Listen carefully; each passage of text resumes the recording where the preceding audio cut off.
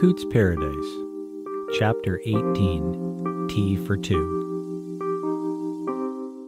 McCarthy closed Danny's notebook and placed it on the table near the bed. Forensics would have to carefully search this place too, just to add to an overwhelming day. She looked at the blood on the door frame and the ground below.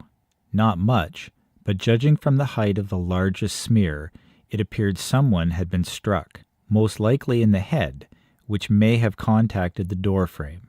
On the ground, a few drops of blood led away from the shack in the direction opposite from which she had come. Following this grisly trail, it led through a dense thicket of trees and opened into a small clearing on the edge of a narrow creek.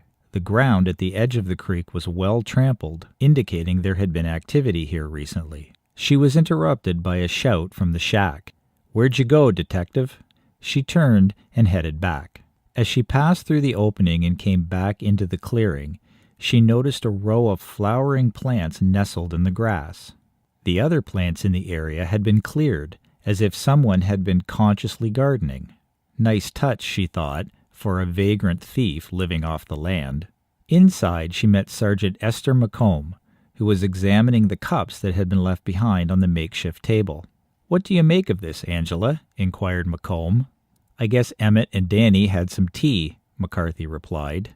Quite civilized for two people found dead hours later. "Did you smell this stuff?" asked McComb. "I wouldn't drink this on a bet." McCarthy lifted the fuller of the cups and sniffed. A pungent, foul odor filled her nostrils. "Good Lord, that's disgusting," she said. "Maybe it doesn't age well," offered McComb. McCarthy was about to set the cup down when she spied a container on one of the shelves. Spilling over the edge were a couple of flowers. She moved in for a closer look. The withered plants were long dead, dried up in the intense summer heat. The same flowers and plants she saw out back. "Do you know what this is?" she asked. "No clue," said McComb. "I'm no botanist.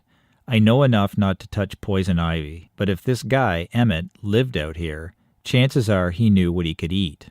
McCarthy left the shack and traced her steps back to the plants. She snapped a pic, then did a quick search in the App Store. "Identify plants," she typed. She scrolled through a few, picked one, and downloaded it.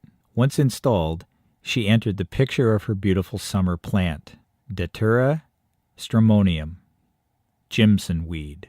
She read the accompanying description. Highly toxic, may induce hallucinations, extremely dangerous if consumed. "Damn it," she said aloud. Not only did this guy know what to eat, he also knew what not to eat. She phoned Detective Schwartz. "Carl, Angela here. I think I might know what happened to your victim." "Shoot." "Not shot. Poisoned." "What?" "Listen, I'm heading back to the station. Me, you, and Ralph should get together. Despite how crazy this day has been, I think all our loose ends may tie together quite nicely. In the meantime, is your victim, Danny, I believe I was told, in for autopsy yet?" "Soon. His father was headed down to make a positive ID. Once that's done, we can get started. Make sure they do toxicology screening." Cootes Paradise, a Hamilton Spectator and thespec.com serial podcast.